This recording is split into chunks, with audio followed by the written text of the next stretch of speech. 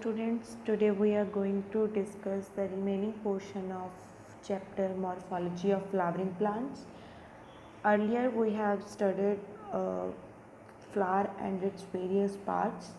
Now we are going to learn about the fruit. Mainly the fruit is a characteristic feature of flowering plants. Flowering plant का जो main feature है वो fruit होता है. It is a mature or ripened ovary developed after fertilization. Fruit होता क्या है, जब एक फ्लावरिंग प्लांट की जो ओवरी है वो जब पक जाती है, राइपेंड मीन्स पकना, जब वो पक जाती है तो उसको हम फ्रूट बोलते हैं. If a fruit is formed without fertilization of ovary, it is called parthenocarpic fruit. अगर किसी फ्लावरिंग प्लांट में अभी फर्टिलाइजेशन नहीं हुई है और जो उसकी ओवरी है विदाउट फर्टिलाइजेशन ही पक चुकी है, तो उस टाइप ऑफ फ्रूट को हम पार्थिनोकार्पिक फ्रूट बोलेंगे. The fruit generally consist of wall और पेरिकार्प एंड सीड्स. जो फ्रूट की वॉल होती है उसको पेरिकार्प बोलते हैं और उसके अंदर एक सीड प्रेजेंट होता है. जो पेरिकार्प है, जो उसकी वॉल है, वो ड्राई भी हो सकती है और फ्लैशी भी हो सकती है. फ्लैशी मीन्स पल्प की भरी हुई.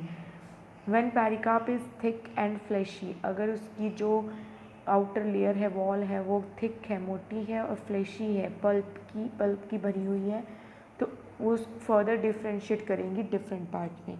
जैसे कि अगर हम मैंगो में देखें तो इसका जो फ्लैशी पार्ट है, इसकी जो आउटर लेयर है उसको एपिकार्प बोलते हैं. देन उसके अंदर मिडल वाली मेसोकार्प एंड बिल्कुल अंदर वाली एंडोकार्प, और एंडोकार्प के बाद ही सीड आता है.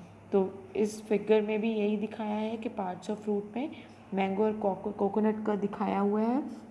इसमें वेरियस जो इसकी लेयर्स हैं, पेरिकार्प्स की टाइप्स हैं, वो दिखाई गई है इस डायग्राम में. मैंगो और जो कोकोनट है उसमें जो फ्रूट है उसको ड्रूप बोलते हैं. ड्रूप का मतलब है कि उसमें जो उसकी ओवरी है वो सुपीरियर है और एक ही सीड बनता है उसमें, इसलिए उसको ड्रूप बोलते हैं. और उसके जो पेरिकार्प है, पेरिकार्प मीन्स जो उसकी फ्रूट की वॉल है वो डिफरेंशिएटेड है डिफरेंट पार्ट्स में. जैसे कि आउटर पार्ट को एपिकार्प, मिडल फ्लैशी पार्ट जो हम खाने के लिए यूज़ करते हैं उसको मेसोकार्प बोल रहे हैं, और जो इनर स्टोनी हार्ड पार्ट है जिसमें सीड प्रेजेंट है उसको एंडोकार्प बोलते हैं.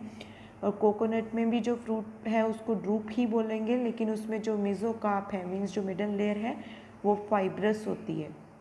फाइब्रस मीन्स जो हम ये जो हार्ड ब्राउन कलर का जो पार्ट देखते हैं कोकोनट में, वो वाला. और next comes to seed.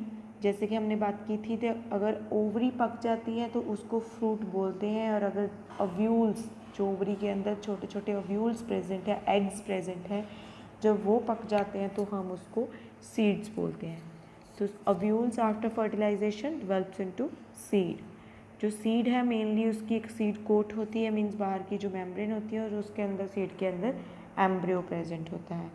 Embryo is made up of radical, embryonal axis and one as in wheat or maize, और two cotyledons as in gram और pea. जो एक सीड होता है, एक बीज होता है, वो एक तो उसकी बाहर वाली सीड कोट प्रेजेंट होती है, उसकी लेयर प्रेजेंट होती है, उसके अंदर उसका एक एम्ब्रियो प्रेजेंट होता है. एम्ब्रियो रेडिकल का बना होता है, और उसमें क्या होता है कि अगर एम्ब्रियो एक पार्ट में ही डिवाइड हो रहा है तो उसको हम मोनोकोटिलेडन बोलेंगे. जैसे कि एग्जांपल उन्होंने दिए वीट और मेज़ की, कनक का दाना और जो मक्की का है. और अगर दो कोटिलेडन दो पार्ट्स में डिवाइड हो रहा है तो उसको डाइकोटिलेडन बोलेंगे. जैसे कि ग्राम और पी में, जैसे कि वो ब्लैक चने की अगर बात करें, हम मटर की बात करें, तो उन सब में वो क्या है, टू पार्ट्स में डिवाइड हो रहा है. जैसे कि अगर हम फिगर 5.18 में देखें तो ये डाइकोटिलेडन सीड का जो स्ट्रक्चर है, जिसमें एग्जांपल कोई भी पी, जैसे कि हम ये ब्लैक चने की तरह जो स्ट्रक्चर बना हुआ है, तो इसमें हम देख रहे हैं कि जो बाहर वाली इसकी कवरिंग होती है, जो ब्राउन सी हम लेयर ऊपर से उतारते हैं, उसको सीड कोट बोलेंगे. इसके अंदर जो जैसे छोटा सा ये बना हुआ है, जहाँ पे डिवीज़न हो रही है, वो हीलम है और माइक्रोपाइल है. माइक्रोपाइल का मतलब है कि जैसे हम अगर बात करें कि ब्लैक चने को हम थोड़े मॉइस्चर में रखें, कोई गीले पानी में, जो गीले कपड़े में रख दें, तो उससे वो क्या है, वहाँ से वो जर्मिनेट करना स्टार्ट कर देता है। जर्मिनेट मीन्स वहाँ से वो अपना उगना स्टार्ट कर देता है। तो उससे जो ग्रीन ग्रीन निकलेगा वो रेडिकल्स होते हैं। तो वो रेडिकल क्या है, माइक्रोपाइल से निकलेगा। तो इसी तरह उन्होंने दिखाया है कि जब ये जर्मिनेट करेगा, जब ये स्टार्ट करेगा अपना उगना, तो ये ऐसे दो पार्ट्स में डिवाइड हो जाएगा। दो पार्ट्स में डिवाइड हो रहा है मीन्स दोनों उसके क्या है, कॉटिलेडन्स हैं। तो इसको हम इसीलिए दो पार्ट्स में डिवाइड हो रहे हैं तो इसलिए हम इसको डाइकोटिलेडन बोलेंगे। तो इसके बीच में से जो ऊपर वाले पोर्शन निकल जाएगा जिससे वो न्यू प्लांट उगेगा, उस न्यू प्लांट वाले पोर्शन को हम प्लूम्यूल बोलेंगे। और जो रेडिकल पार्ट है, रेडिकल पार्ट से उसकी रूट्स डेवलप होंगी तो उसको हम नीचे वाले पोर्शन को रेडिकल बोलेंगे। ऐसे ही हम अगर स्ट्रक्चर मोनोकोटिलेडन सीड के स्ट्रक्चर की बात करें तो इसमें हमने जो स्ट्रक्चर लिया है वो मोनोकोटिलेडन सीड में, चाहे हम आप एग्जांपल ले लो मेज़ की, मक्की के दाने की, जैसे ये दिखाया गया है। इसमें क्या है, बाहर एंडोस्पर्म प्रेजेंट है और अंदर एम्ब्रियो प्रेजेंट है।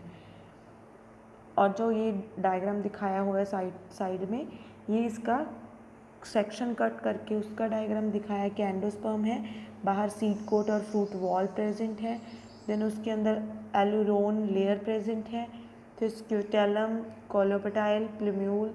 इसके जो प्लूम्यूल और रेडिकल है वो अंदर प्रेजेंट है, क्योंकि ये जो सीड है मेज़ का, ये सिर्फ सिंगल पार्ट में ही डिवाइड होता है, सिंगल कॉटिलेडन ही बनता है, इसका डबल कॉटिलेडन नहीं है। इसलिए इसके अंदर ही प्लूम्यूल और रेडिकल प्रेजेंट है, जहाँ से प्लूम्यूल से प्लांट ग्रो करेगा, फर्दर शूट पोर्शन बनेगा और रेडिकल से रूट पोर्शन बनेगा। So with this we are done with the fruit and seed, and in seed we have studied monocotyledon seed and dicotyledon seed. Thank you.